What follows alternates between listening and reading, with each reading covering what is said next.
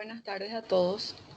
Vamos a dar inicio a la clase de hoy. Vamos a continuar con uno de los temas del aparato genitourinario. Vamos a ver el día de hoy la enfermedad renal crónica como continuación a la clase de la injuria renal aguda que vimos en la clase anterior. Vemos que en realidad la definición en sí es enfermedad renal crónica, no insuficiencia renal. La enfermedad renal crónica se define como la presencia persistente durante por lo menos 3 meses de ciertas alteraciones, ya sean estructurales o funcionales del riñón. Estos se manifiestan por algunos indicadores que revelan lesión renal, como algunas alteraciones en los estudios de laboratorio o también ya sea de sangre u orina. Podemos ver, por ejemplo, elevación de la creatinina sérica, también presencia de proteínas en orina, proteinuria, o también hematuria glomerular. También con estudios de imagen podemos encontrar en una ecografía renal, por ejemplo, un riñón poliquístico o también ya en una biopsia renal, alguna glomerulopatía ya crónica, independientemente de que se acompañen o no estos de una disminución de la tasa de filtración glomerular. Y también en algunos casos podría acompañarse de una disminución o una tasa de filtración glomerular menor a 60 ml por minuto de superficie. Doutora, ¿Sí? Só um minuto. Boa noite, tudo bom? Sí, Meu nome é Luiz Cláudio, eu sou do quinto B. Eu queria sí, fazer uma pergunta para a senhora e também uma observação. É porque eu acho que suas aulas não estão rendendo. sí. Porque, na verdade, a senhora está só no slide. Eu queria que a senhora pudesse ser mais dinâmica. É porque realmente as aulas da senhora eu estou vendo que não está rendendo ao meu ver. Aí eu queria saber se a senhora pode ser mais dinâmica na sua aula. Sí, sin problema. Por ¿Cómo favor. me, É só para ver se melhora, porque só ler slide não está adiantando. pero en E tá ficando realidad uma aula es muito eso, ¿verdad? monótona. Yo les pongo algunos ejemplos, les paso algunos ejemplos, ¿verdad? Pero esta parte es en realidad, son unos temas, vamos a decirle, más teóricos, ¿verdad? Y más o menos tenemos que fijar la parte bien teórica, ¿verdad? Pero sí les voy a poner más casos clínicos como para que ustedes con eso vayan fijando, ¿verdad? Porque los casos clínicos ya son más relatos de pacientes reales, ¿verdad? Entonces con eso fijan mucho más. Sim, agradeço. ¿Está bien? Tá bem. Boa noite. Dale. Continuando entonces, bueno, muchas gracias por la acotación. Obviamente que siempre espero, por eso siempre al final de la clase les digo si tienen alguna pregunta, ¿verdad? Porque espero de que puedan interactuar también durante la clase, ya que no nos vemos, ¿verdad? Entonces es más aburrido así. Continuando entonces con la tasa de filtración glomerular, vemos cuando hay una disminución del clearance de creatinina en un valor menor a 60 ml por minuto de superficie corporal, independientemente de que esto se acompañe o no de algunos otros indicadores de daño renal. Entonces podemos tener uno de los dos indicadores, ya sea alguna lesión a nivel estructural renal o también una disminución de la tasa de filtración glomerular. Entonces, como para ya poder hacer el diagnóstico de enfermedad renal crónica. Vemos que podemos tener por alguna enfermedad poliquística o también por una pielonefritis crónica. Obviamente que primeramente la pielonefritis es aguda y eso puede cronificar, ¿verdad? Entonces llevando ya a la enfermedad renal crónica. Vemos que esto se puede prevenir, ¿verdad? Obviamente que pudiendo o tratando todas las comorbilidades, haciendo un buen tratamiento para las comorbilidades, como por ejemplo la diabetes e hipertensión arterial, que son una de las causas más comunes que conducen a la lesión renal, eso ya en estadios más avanzados, ¿verdad? Y que esto se puede evitar. Vemos que entonces que algunas guías hablan, ¿verdad? de la, vamos a ver, la proteinuria, ¿verdad? Como punto importante como para hacer el diagnóstico. Hablamos nosotros de la presencia de al menos de uno de los dos factores durante al menos 3 meses, o sea que en este caso el tiempo de evolución es importante. Por eso nosotros podemos identificar con la historia clínica ya, ¿verdad? No siempre los pacientes conocen el tiempo de evolución de la enfermedad. En algunos casos ya hacemos diagnóstico ya en estadios avanzados, ya cuando estamos ante una enfermedad renal crónica. Pero siempre es importante tener en cuenta el tiempo de evolución, eso para cualquier tipo de patología. Vemos que la lesión renal se puede poner de manifiesto directamente, entonces, como dijimos, a partir de alteraciones histológicas. Obviamente que las alteraciones histológicas es muy difícil de identificar a no ser de que se haga una biopsia renal, o también indirectamente por la presencia de albúmina en orina, algunas alteraciones en el sedimento urinario o a través de técnicas de imagen.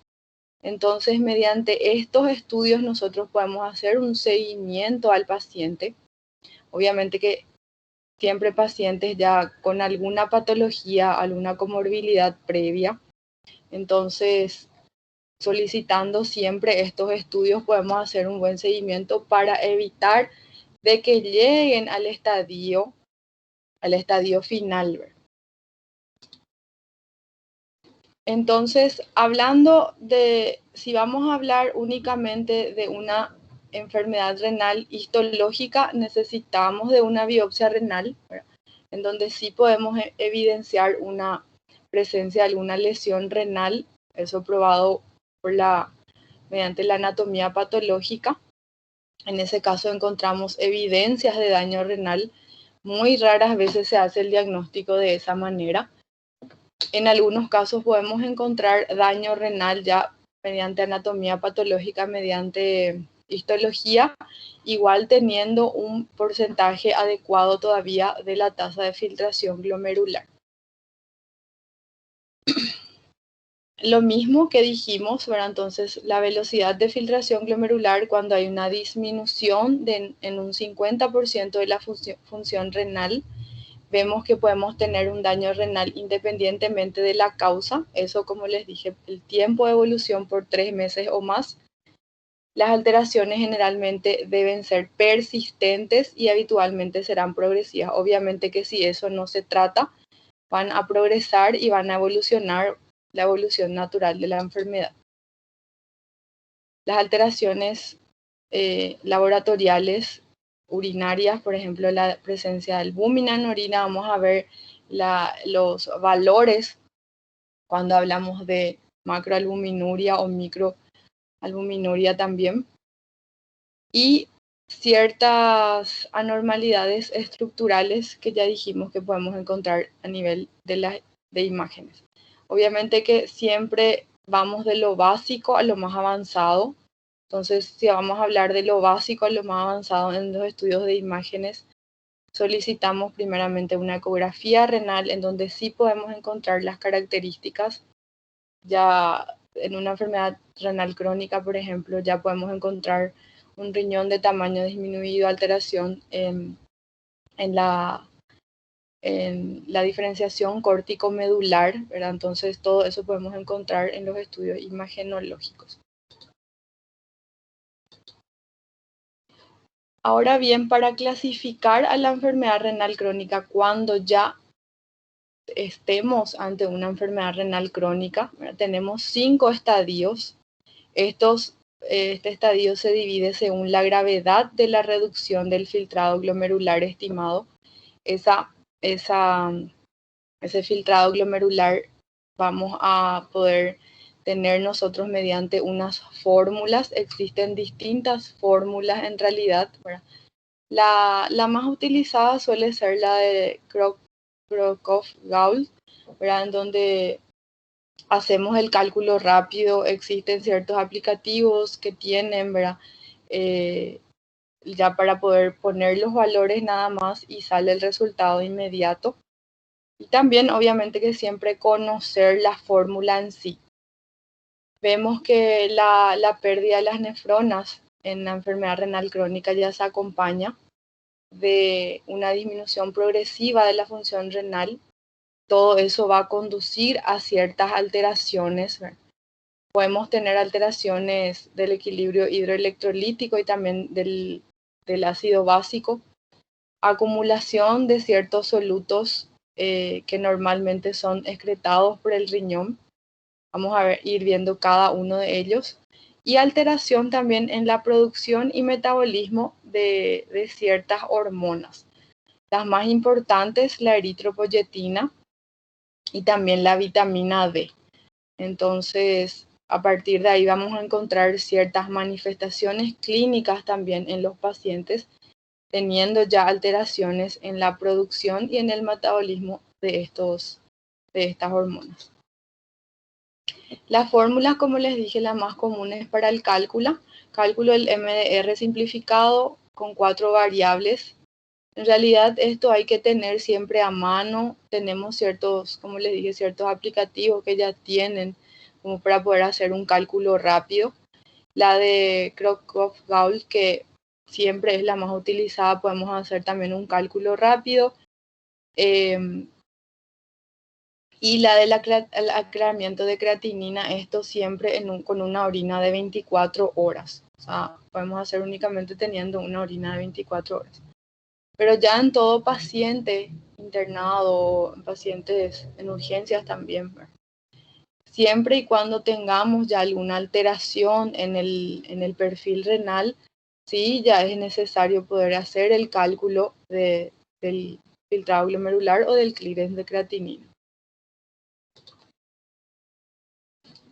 Viendo los estadios, vemos que en el estadio 1 tenemos un daño renal, pero sí continuamos con filtrado glomerular normal o ya es el inicio de la hiperfiltración.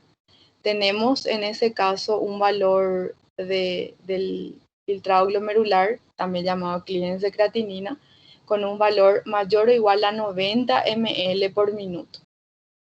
En el estadio 2 ya tenemos un daño renal con leve disminución del filtrado glomerular, en donde el valor del filtrado glomerular va a ser de 60 a 89. Ya en el estadio 3 vemos que tenemos un moderado disminución del filtrado glomerular. En ese caso, el valor del filtrado glomerular ya va a ser de 30 a 59. Estos estadios es importante manejar los valores porque de acuerdo a eso también vamos a hacer el tratamiento. Ya en el estadio 4 avanzado, donde hay una avanzada disminución del filtrado glomerular, el valor del filtrado glomerular sería entre 15 a 29. Y en el estadio 5 ya en donde hay un fallo renal, obviamente que en ese caso el tratamiento en sí ya es tratamiento hemodialítico. Vamos a ver después de acuerdo al tratamiento para cada uno de los estadios. Pero en este caso, en el estadio 5, donde hay un fallo renal ya instaurado, entonces en ese caso el tratamiento ya es dialítico cuando tenemos un valor del filtrado glomerular menor a 15 ml por minuto.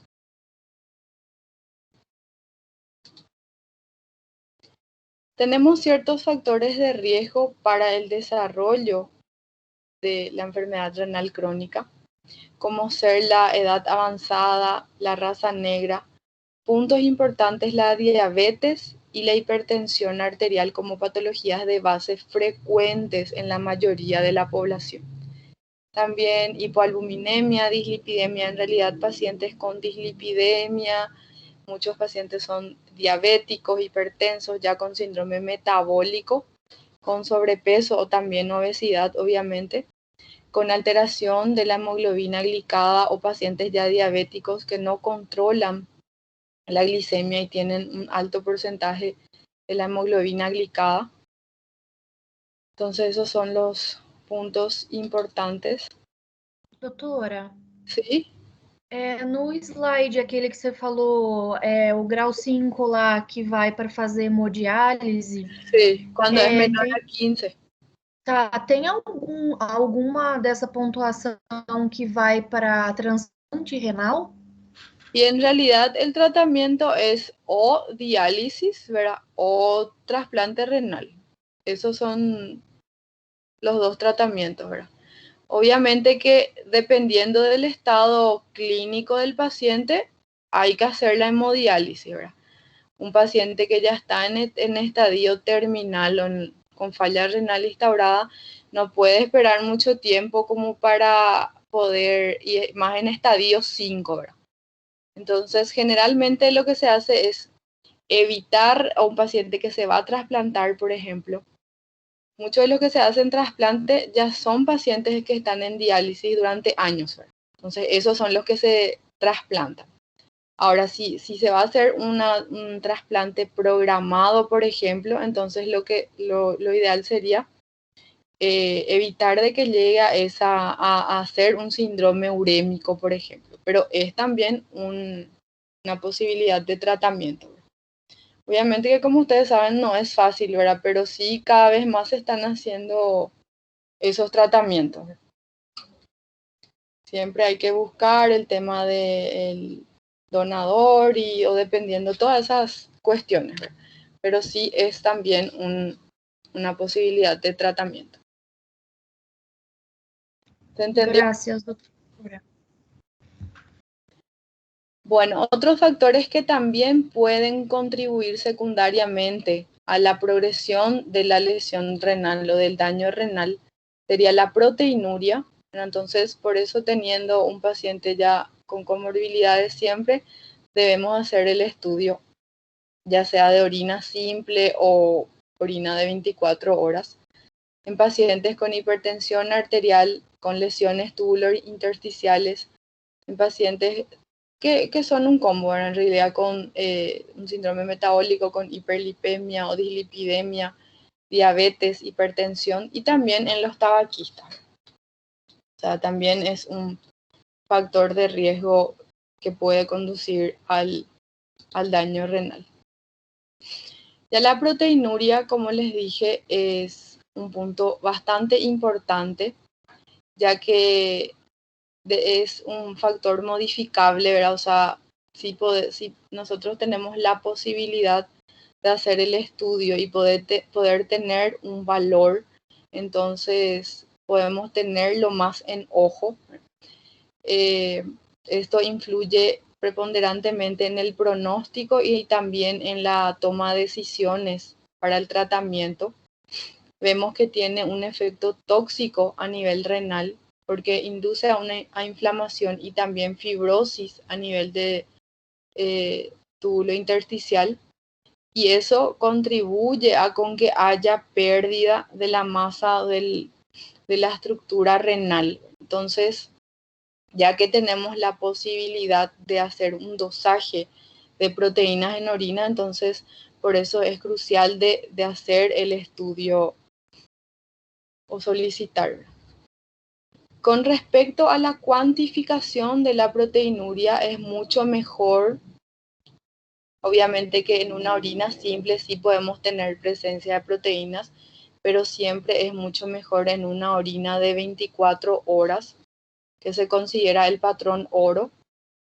Siempre es difícil poder tener certeza de que el paciente hizo una recogida completa de la orina durante ese tiempo, durante 24 horas, porque en ese caso el paciente recoge la orina en la casa o en donde sea.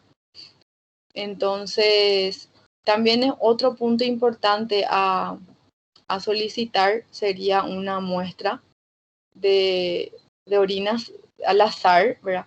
que nos permite establecer el cociente entre albúmina o proteínas totales también con la creatinina. En este caso presenta una buena correlación con la eliminación en 24 horas. Eso siempre, ya sea en adultos o también en niños, en una muestra aislada de orina. Y con respecto al rango o al valor de la albúmina en orina, vemos que se extiende entre 30 y 300 miligramos en 24 horas. Cuando tenemos en ese valor, hablamos de microalbuminuria. Vamos a ver un poquito los valores, ¿verdad? Con respecto a la proteinuria y albuminuria. Tenemos un valor normal en una orina de 24 horas, que tenemos en miligramos en 24 horas. Valor normal sería menor a 30. En una muestra aislada al azar para el dosaje de albuminuria, creatininuria, con un valor menor a 30 también el valor normal. Y en una muestra aislada también entre el cociente de proteína y creatinina en miligramos por decilitro, sería menor a 150 miligramos en 24 horas. Hablamos ya de microalbuminuria. En realidad, para poder hacer el dosaje de esto necesitamos sí o sí la orina de 24 horas. En ese caso tenemos microalbuminuria ya con una orina de 24 horas con un valor de 30 a 300. En realidad es la más utilizada, ¿verdad? Con la orina de 24 horas. Y hablamos de macroalbuminuria cuando tenemos un valor mayor a 300 miligramos en 24 horas. Entonces, ese es un punto importante a tener en cuenta. En realidad, en ese caso necesitamos una orina de 24 horas, pero eso se puede ver explicándole bien al paciente y todo, entonces se puede hacer una buena toma de una recolección de la muestra. Ya las alteraciones que dijimos que vamos a encontrar cuando tenemos la lesión renal en sí, las distintas alteraciones en realidad, alteraciones en el equilibrio ácido básico, equilibrio hidroelectrolítico. Con la excreción de sodio o agua vemos que hay un desbalance, ¿verdad? Generalmente entre sodio y agua. Eso vemos que se mantiene relativamente estable o aceptable hasta ciertas etapas de la enfermedad renal crónica. Ya después eso vemos cuando tenemos ciertas nefronas remanentes y hiperfuncionantes, ya eso ya se ve alterado. Cuando los mecanismos de compensación se vuelven ya insuficientes, entonces en ese caso los riñones ya no pueden excretar ciertas cargas excesivas de sodio y entonces por ende se produce una sobrecarga de volumen, por ende también hipertensión arterial y edema. O sea que en ese caso ya tenemos a un paciente encharcado, como se dice, con sobrecarga de volumen, en realidad con un edema agudo de pulmón, hipertenso y también con presencia de edema en miembros inferiores. En algunos casos existe todavía la posibilidad en la que el riñón pueda responder con un aumento de la reabsorción de sodio. Entonces vemos que en ese caso responde a los diuréticos. Ya con la excreción de potasio vemos que generalmente lo normal, que el balance de potasio se mantiene de forma aceptable hasta ciertas fases relativamente avanzadas de la enfermedad renal crónica. Esto debido al aumento de la excreción por las nefronas remanentes hiperfuncionantes y por el tracto gastrointestinal.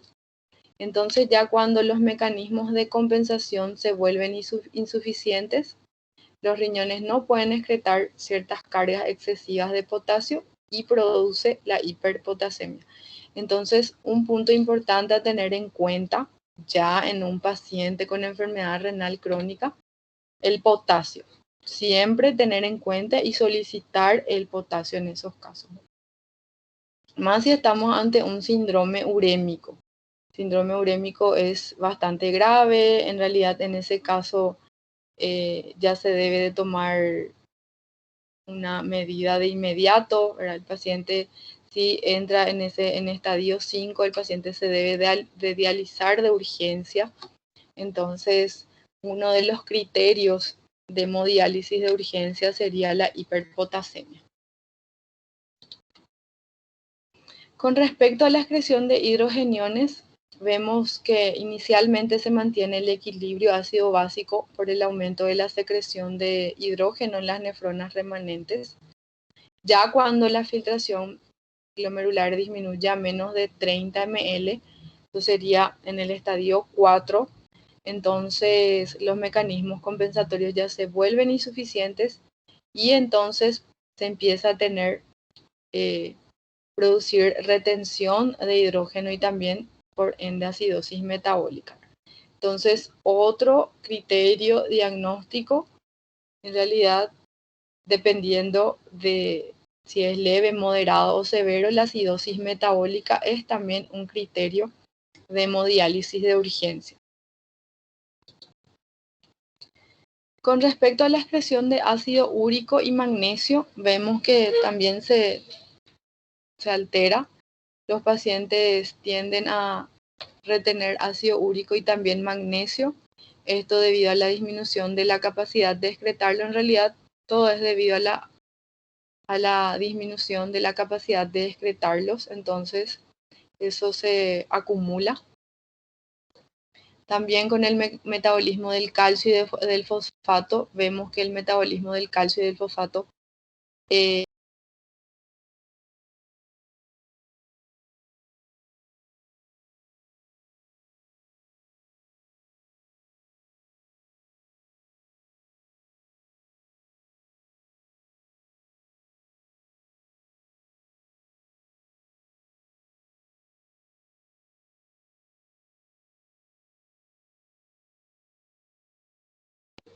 Ay, socorro, ya otra vez. Bueno, discúlpenme, es que se trabó el internet ya otra vez. Entonces, tenemos ciertas lesiones óseas que en su conjunto se denominan osteodistrofia renal. En realidad, si tenemos cualquier tipo de lesión ósea, eso ya se puede describir como una osteodistrofia renal. Ya conforme progresa la enfermedad renal crónica, vemos que la excreción renal del fosfato disminuye y entonces se produce retención, como les dije de los demás, retención de fosfato también. También alteraciones en la producción y metabolismo de las hormonas, de ciertas hormonas importantes como la eritropoyetina y la vitamina D. La disminución de estas vemos que juega un papel importante en el desarrollo posterior de anemia, ya por disminución de la eritropoyetina. Entonces, como para que fijen bien, anemia tenemos en los pacientes con enfermedad renal crónica por disminución de la eritropoyetina. Y también alteración de la vitamina D, enfermedad ósea. Vemos que varias hormonas también como la insulina, el glucagón, la calcitonina, la paratormona también se ven alteradas, ya que son catabolizadas en el riñón. Entonces, vemos que generalmente aumentan los niveles plasmáticos y se alarga la vida media de estas hormonas. Tenemos ciertos factores de riesgo para el desarrollo de la enfermedad renal crónica, ciertos factores importantes, los factores de susceptibilidad. Vemos que aumentan la susceptibilidad para el posterior desarrollo de daño renal en pacientes añosos, en pacientes con alguna historia familiar de enfermedad renal, bajo peso de nacimiento. En realidad, lo anterior tiene más importancia. También reducción en la masa renal y la raza, ¿verdad? Que me dijimos que la raza negra. Los factores ya de iniciación que inician el daño, ciertas comorbilidades, como les dije, la diabetes y la hipertensión que entran y juegan un papel fundamental para el desarrollo de la enfermedad renal crónica. Creo que más bien la diabetes dentro de todo, ya por los años de enfermedad, por el tiempo de evolución de la enfermedad. También ciertas enfermedades autoinmunes como el lupus eritematoso sistémico, una de las patologías frecuentes que causa posteriormente daño renal y que sí conducen al estadio 5, por ejemplo. Ciertas infecciones del tracto urinario, cálculos urinarios, eso dependiendo también si eso progresa. Obstrucción del tracto urinario y algunas drogas. En realidad eso ya más bien conducen a una injuria renal aguda, ¿verdad? Pero sí son factores de iniciación que con el tiempo sí podrían conducir al desarrollo de enfermedad renal crónica.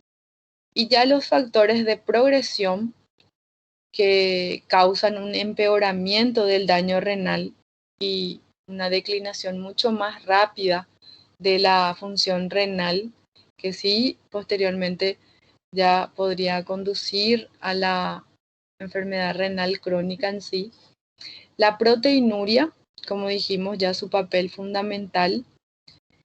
Ya también la hipertensión arterial, el control pobre de la glicemia en los pacientes diabéticos.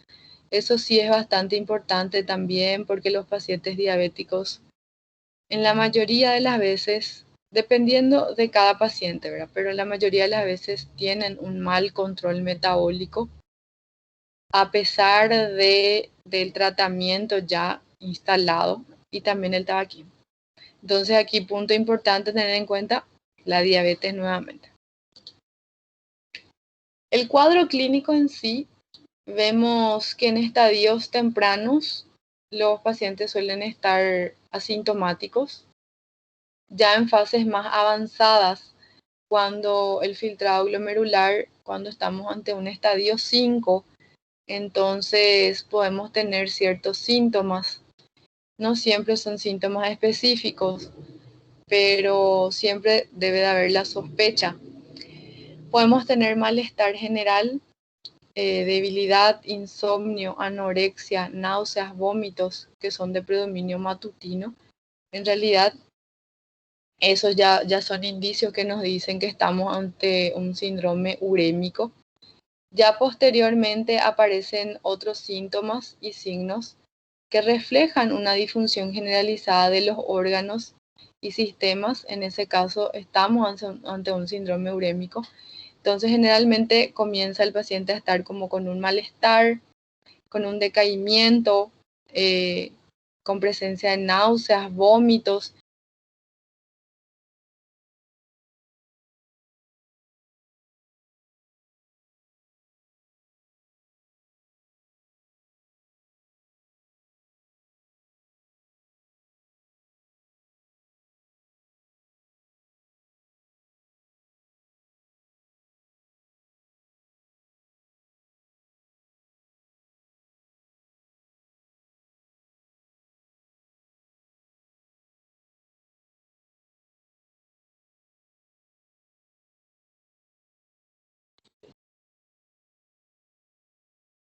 Bueno, continuando. Entonces, en ese caso ya estamos ante un síndrome urémico. Todo esto les digo, ¿por qué? Porque en la mayoría de las veces que estamos en la urgencia, por ejemplo, aparece un paciente ya con todos estos signos y síntomas y no teniendo todavía ningún estudio complementario o todavía nada, entonces nuestro diagnóstico en sí es un síndrome urémico. Entonces, si ponen ese diagnóstico no se van a equivocar. Obviamente que después ya hacemos el diagnóstico si es ya una enfermedad renal crónica y de acuerdo al filtrado glomerular hacemos y vemos en qué estadio se encuentra el paciente. Tenemos distintas manifestaciones clínicas en realidad. Vamos a ir viendo cada uno de ellos. Podemos tener ciertas manifestaciones a nivel del sistema nervioso, la encefalopatía urémica, eso es todo ya en estadios más avanzados, en donde el paciente está con dificultad para la concentración, obnubilación, en algunos casos micciones, también mioclonías. Entonces, ya encefalopatía urémica, cuando estamos en estadios avanzados, una polineuropatía periférica, eso vemos que puede ser difuso, simétrico y también principalmente suele ser sensitivo. Esto vemos más en pacientes diabéticos, ya con neuropatía diabética. Y también neuropatía autonómica con hipotensión ortostática, ciertos trastornos en la sudoración, no siempre refieren eso los pacientes. En el sistema hematológico, como les dije, anemia, una anemia que llamamos anemia de las enfermedades crónicas, que suele ser normocítica, normocrómica. Podemos tener también disfunción plaquetaria, también déficit inmunoalteración en el sistema inmunológico. A nivel del aparato cardiovascular, hipertensión arterial, también una insuficiencia cardíaca congestiva, angina de pecho, presencia de arritmias. Entonces, en ese caso, importante verificar el potasio, como les dije. En el aparato digestivo podemos tener anorexia o náuseas y vómitos más frecuentes. A nivel del sistema locomotor prurito, ciertos dolores. En el sistema endocrino, dislipidemia, hiperglucemia. En realidad, en estadios iniciales sí podemos tener hiperglucemia, pero ya en estadio 5, por ejemplo, los pacientes tienden a hacer hipoglucemia. Y ciertos trastornos electrolíticos y del equilibrio ácido-básico, que fuimos viendo, la hiperfosfatemia, hipocalcemia, hipermagnesemia. Con respecto a las manifestaciones cutáneas, tenemos a un paciente con un color de la piel pálido terroso. En realidad se describe de esa manera, que es característico. En las uñas podemos encontrar desaparición de la lúnula, que es la parte blanca de la uña. También prurito, presencia de prurito importante, la escarcha urémica. Podemos encontrar también equimosis y hematomas. Y menos frecuentemente se observan necrosis cutáneas, eso podemos encontrar a nivel de las manos. Eso obviamente que suele ser secundario a calcificación de los vasos de la piel, a eso llamamos calcifilaxis. Esto en algunos pacientes podemos encontrar en pacientes ya en estadio 5, en pacientes que están ya en tratamiento hemodialítico, presencia de esas necrosis cutáneas que más se pueden identificar o evidenciar a nivel de miembros superiores o también en miembros inferiores, en manos y pies. Ciertas manifestaciones cardiovasculares que son la causa más frecuente de morbimortalidad en los pacientes con enfermedad renal crónica. En muchos casos, las que conducen en realidad a la mortalidad de los pacientes, la hipertensión arterial, que sí se puede controlar, una cardiopatía isquémica, hipertrofia del ventrículo izquierdo, una insuficiencia cardíaca y muy raras veces pericarditis urémica. Pero sí, la mayoría de los pacientes con enfermedad renal crónica presentan manifestaciones cardiovasculares.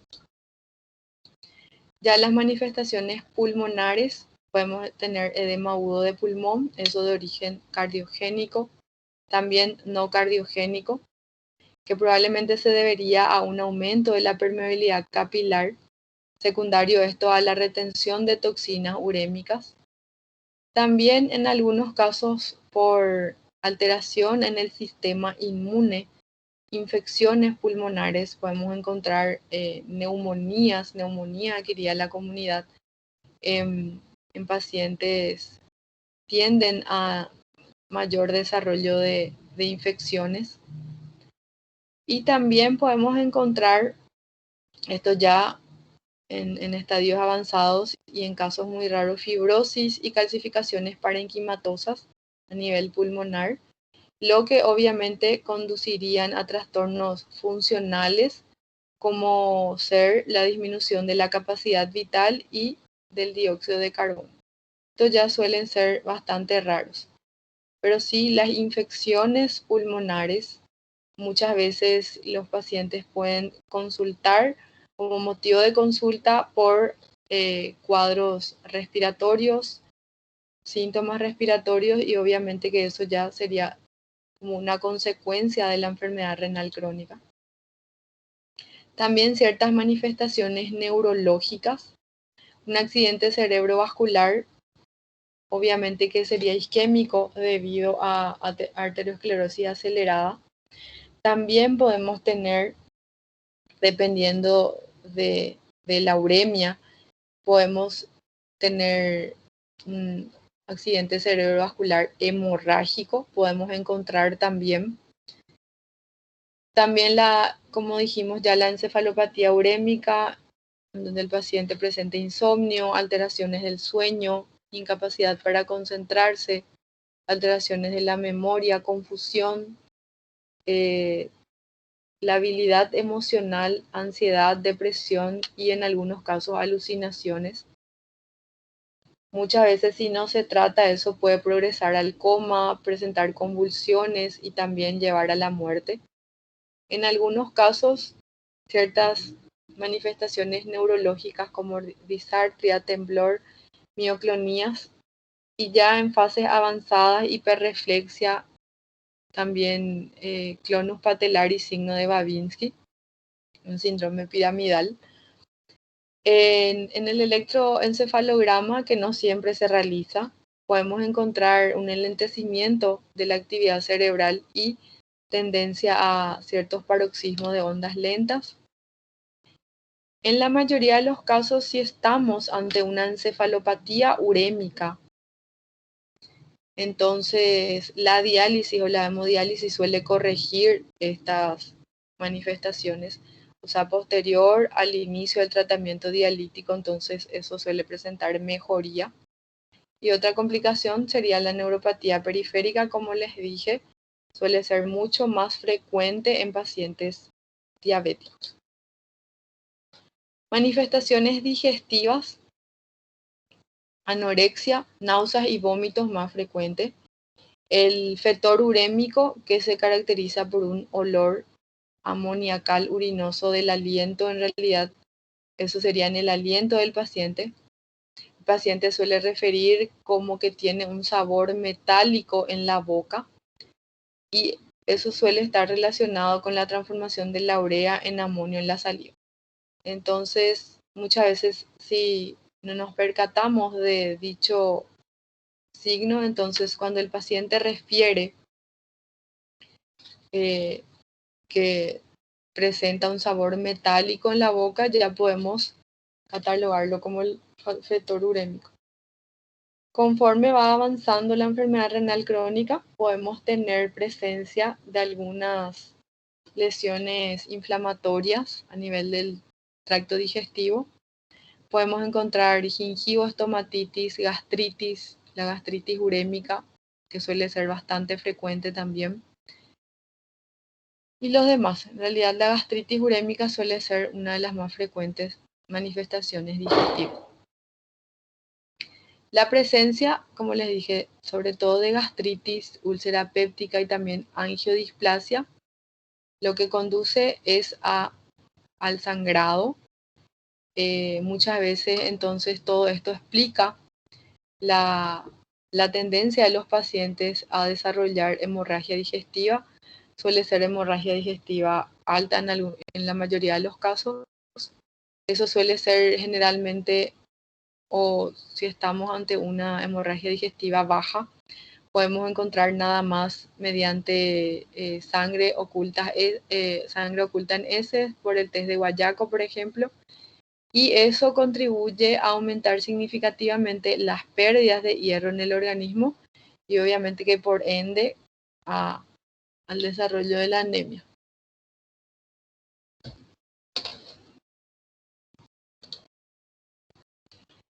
Ciertas manifestaciones hematológicas e inmunológicas. Vemos alteraciones en la serie roja, blanca y también plaquetaria. La más frecuente suele ser de la serie roja, la anemia, que suele manifestarse en etapas ya tempranas de la enfermedad. A no ser de que se asocie a alguna deficiencia significativa de hierro o ácido fólico. Como les dije, la anemia suele ser típicamente una anemia normocítica, normocrómica, a la que llamamos la anemia de las enfermedades crónicas. Vemos que los glóbulos blancos suelen ser normales y en realidad aumenta cuando estamos ante algún tipo de infección. Las plaquetas pueden ser normales o también en algunos casos pueden estar ligeramente disminuidas. En la uremia ya avanzada vemos el tiempo de sangrado que suele estar alargado, eso debido a la disfunción plaquetaria. Entonces, como punto importante a tener en cuenta con respecto a las manifestaciones hematológicas, en realidad vamos a hablar de leucocitosis, aumento de glóbulos blancos cuando hay alguna infección asociada. Ahora, la anemia en sí es característica en la mayoría de las veces, como les dije, la anemia normocítica normocrónica. Las manifestaciones óseas, vemos alteraciones del metabolismo óseo y mineral que suelen estar asociadas a la enfermedad renal crónica. Podemos encontrar alteraciones bioquímicas en los estudios laboratoriales, en los niveles de calcio, fosfato, la paratormona y del metabolismo de la vitamina D. En realidad debemos hacer el dosaje de estos como para poder suplementar en el caso de que haya disminución de estos. También alteraciones del recambio óseo, de la mineralización, volumen, crecimiento lineal y fuerza. Y ciertas calcificaciones vasculares y de tejidos blandos. En realidad aquí, punto importante a tener en cuenta.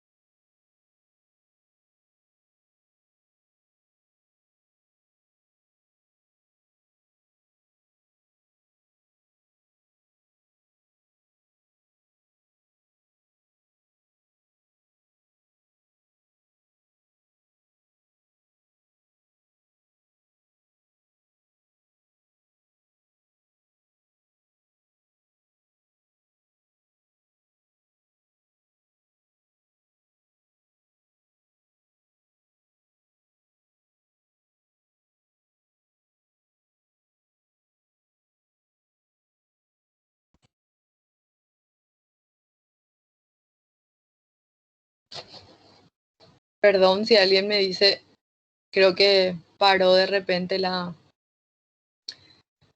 clase. Como dijimos, el término osteodistrofia renal se refiere ya al conjunto de lesiones óseas que resultan de alteraciones del metabolismo mineral. Este puede incluir al hiperparatiroidismo secundario, osteomalacia, la enfermedad ósea dinámica y también presencia de lesiones mixtas. Entonces, ya se puede, habiendo lesiones óseas se puede catalogar como osteodistrofia renal.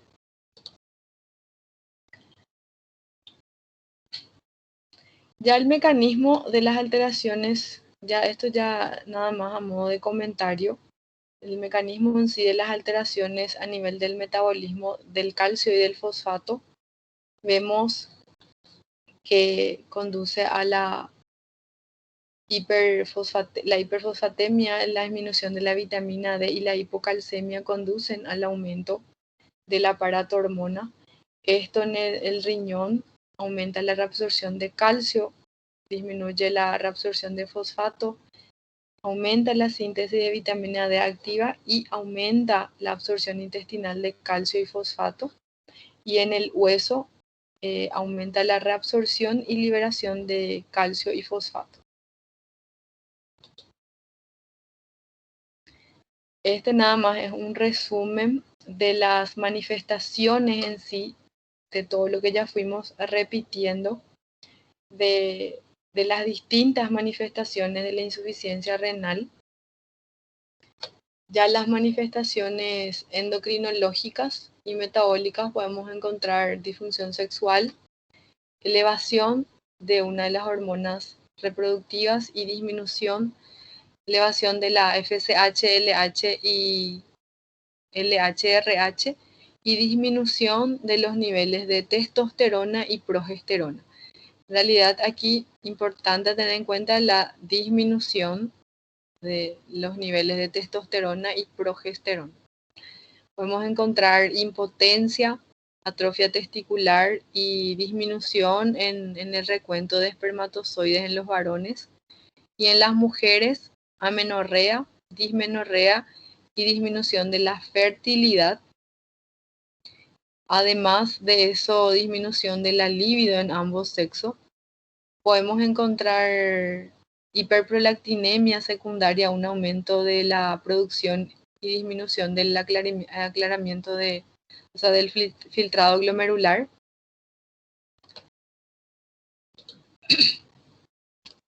Vemos que en realidad la mayoría de las hormonas se ven afectadas, disminución de los niveles del T4, T4 total, T3 y T3 libre. También los niveles de la hormona de crecimiento están elevados, pero hay resistencia al efecto de la hormona de crecimiento, por lo que en algunos casos explica el retraso del crecimiento en los niños con uremia. Ya en fases avanzadas, como les dije, la hipoglucemia, en estadios tempranos suele haber hiperglucemia, y ya en fases avanzadas, en pacientes ya en estadio 5 con tratamiento hemodialítico, entonces la hipoglucemia, eso por el aumento de la vida media de la insulina y también sus precursores. El metabolismo lipídico también suele ser anormal. Podemos encontrar una elevación de triglicéridos y de VLDL y disminución del HDL, que suele ser protector, por una disminución de la actividad de la lipoproteína lipasa. El colesterol suele estar normal, y el metabolismo proteico también suele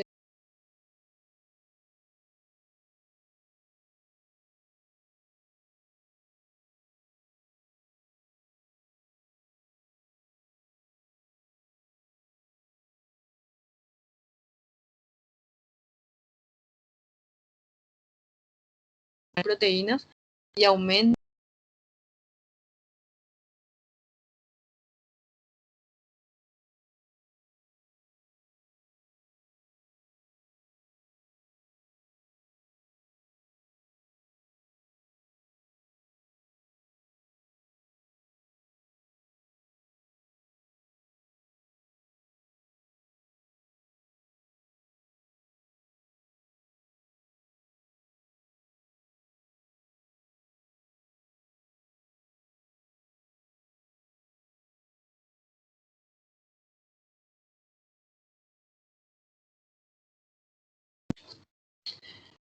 Bueno, yo les quiero pedir disculpas porque se traba cada tanto la clase. En realidad, hoy toda la tarde tuvimos problemas con internet, entonces continúa ese problema, pero ahora en forma intermitente. Bueno, el diagnóstico de la enfermedad renal crónica se realiza mediante, como dijimos ya, mediante la demostración de indicadores de lesión renal, eso a nivel laboratorial, y también mediante una disminución persistente, dijimos que durante más de 3 meses, e irreversible de la tasa de filtración glomerular, esto a través de la elevación de niveles de creatinina sérica. Una vez ya diagnosticada la enfermedad renal crónica, eso se debe de tratar, debemos identificar la causa, por lo tanto, en algunos casos la historia clínica es bastante importante, más en pacientes con antecedentes patológicos personales. También mediante la exploración física en el examen físico que vamos a encontrar esa serie de manifestaciones que fuimos diciendo. Y también estudios laboratoriales, estudios complementarios laboratoriales, ya sea de sangre, orina, también estudios imagenológicos, mientras que en algunos casos se requieren pruebas adicionales como la biopsia renal. Entonces, no siempre, pero sí en algunos casos, ya cuando estamos en estadios avanzados, en estadio 5, ya no suele ayudar la biopsia renal como para hacer un diagnóstico. El tratamiento en sí de la enfermedad renal crónica inicialmente suele ser conservador dependiendo del estadio, con dieta y fármacos. Eso hablamos hasta el estadio 4. Entonces la dieta y fármacos nefroprotectores como los IECA, ARA2, entonces en esos estadios. Y ya en fases avanzadas, en donde la tasa de filtración glomerular es menor a 10-15 ml por minuto, el tratamiento en sí ya es tratamiento sustitutivo renal, con diálisis o trasplante renal, como ya dijimos. Aquí un punto importante a tener en cuenta si estamos ante un paciente con síndrome urémico, por ejemplo, en una urgencia, tenemos todos los criterios para catalogar como síndrome urémico. Eso suele suceder en pacientes que ya conocía su diagnóstico. En algunos casos existen pacientes que se niegan ya al tratamiento sustitutivo renal hasta llegar al estadio 5 y llegar al desarrollo del síndrome urémico. Entonces, en ese caso se debe de actuar de inmediato. En esos casos lo que hacemos es instalar un catéter de hemodiálisis e iniciar el tratamiento hemodialítico. Obviamente que eso no es lo ideal, pero suele suceder.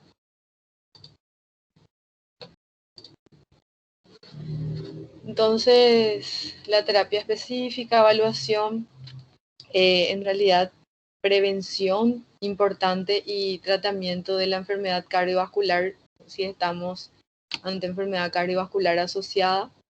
También prevenir las complicaciones. Y ya el punto importante, preparar al paciente como para terapias de sustitución renal. Siempre lo ideal es preparar ya al paciente para eso. Ya luego el reemplazo de la función renal, ya sea por diálisis o por trasplante. Los objetivos en sí del tratamiento conservador sería el tratamiento médico. Tratar la enfermedad causal de la enfermedad renal crónica si es posible. ¿Cómo hacemos eso? Si un paciente, en un paciente hipertenso, diabético, tratar eso. Y también las causas reversibles que puedan conducir al empeoramiento de la función renal. Implementar ciertas intervenciones preventivas que retrasan la progresión de la enfermedad renal crónica. Prevenir o tratar las complicaciones. Tratar las enfermedades concomitantes que en realidad suelen ser la enfermedad causal. Y preparar adecuadamente ya al paciente como para el inicio del tratamiento sustitutivo con diálisis o trasplante. Eso es lo ideal siempre. Preparar al paciente a que no llegue a desarrollar síndrome urémico y que requiera hemodiálisis de urgencia. Las intervenciones en sí que retrasan la progresión de la enfermedad serían el control de la hipertensión con el uso de IECA o ARA2, que son medicamentos nefroprotectores. Entonces, siempre en un paciente con enfermedad renal crónica, tener en cuenta eso. Obviamente que dependiendo del valor del potasio. Control de la glucemia, como les dije, en pacientes diabéticos. El control de la hipertensión arterial es importante no solo porque este reduce la progresión de la enfermedad renal crónica con el uso del IECA o ARA2, sino también porque es un factor de riesgo coronario, también de hipertrofia del ventrículo izquierdo, todo es. Y estas medicaciones reducen la progresión también de la insuficiencia cardíaca. Ya la prevención y tratamiento de las complicaciones, lo mismo, los ajustes en la dieta, se debe modificar esto de acuerdo al avance de la enfermedad. IECA y ARA2, el tratamiento del prurito grave, si así lo hubiere, eso con antihistamínicos. El tratamiento de la sobrecarga de volumen, si estamos ante un edema agudo de pulmón y también de la hipertensión arterial. Tratamiento de la anemia. El tratamiento de la anemia, otra vez, a su vez, dependiendo del valor de la hemoglobina. Dependiendo del valor de la hemoglobina, hacemos tratamiento por vía oral. Y también con suplementación con la eritropoyetina. Y las manifestaciones óseas que se pueden prevenir con un suplemento de calcio.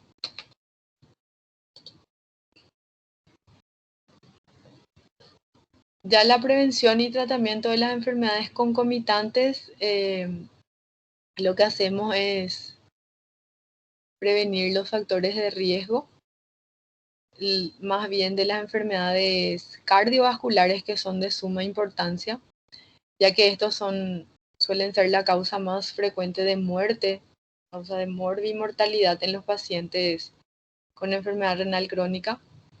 Se recomiendan dosis bajas de ácido acetil salicílico diariamente, esto entre 100 a 300 miligramos por día, y repitiendo nuevamente el control adecuado de la diabetes.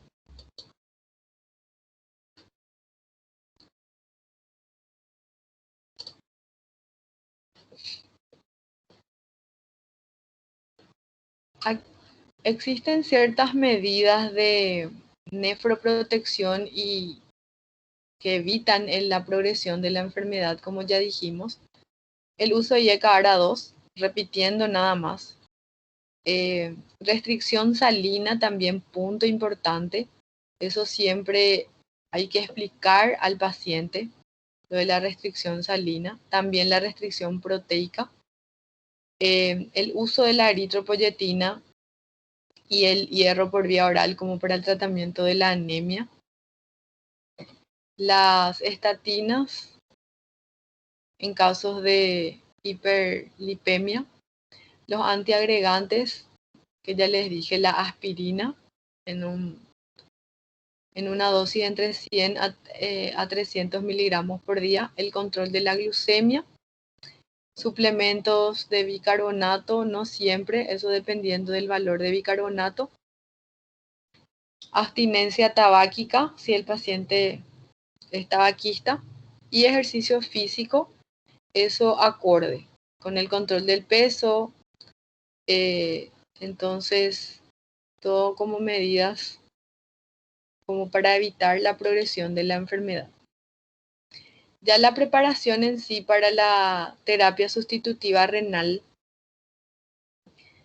siempre punto importante tener en cuenta que una adecuada preparación incluye una información valedera acerca de las diferentes modalidades de tratamiento sustitutivo, o sea, explicar al paciente las diferentes modalidades del tratamiento sustitutivo. También educar al paciente de cómo preservar las venas, esto como anticipación a la colocación de un acceso vascular para la posterior hemodiálisis. Esto entonces siempre que tengamos ya un paciente en estadio 3, 4, lo que hacemos es educar al paciente de cómo preservar sus venas. Trabajo social como para preparar logística, eso más bien un trabajo psicológico que se le hace al paciente, como para prepararle a lo que sería su tratamiento. Ya la colocación de un acceso vascular para hemodiálisis, preferentemente con una fístula arteriovenosa. Eso generalmente hacemos por lo menos 6 meses antes del tiempo anticipado del inicio de la hemodiálisis. Entonces lo ideal, preparar al paciente como para iniciar una terapia sustitutiva renal con una fístula arteriovenosa. Y si se llega a usar un injerto o catéter arteriovenoso, eso se debe de colocar con 3 a 6 semanas de anticipación. Y para colocación de un catéter de diálisis peritoneal entre 2 a 4 semanas antes del inicio de esta modalidad de diálisis. Entonces siempre lo ideal es preparar al paciente como para el inicio del tratamiento. Bueno, esa sería la clase de hoy. No sé si tienen alguna pregunta, si alguien sigue acompañando la clase. Voy a esperar porque la enfermedad renal crónica en realidad es una patología, dependiendo del paciente, en realidad es una patología frecuente, en donde vamos a encontrar una diversidad de manifestaciones clínicas en los pacientes. Como les dije, las patologías o las comorbilidades que conducen más frecuentemente a la enfermedad renal crónica suele ser la diabetes y la hipertensión arterial. O en algunos casos también podemos encontrar otras patologías como ciertas enfermedades autoinmunes. Entonces, es una patología bastante compleja con una diversidad de manifestaciones clínicas que hay que tener en cuenta y tener fijar bien.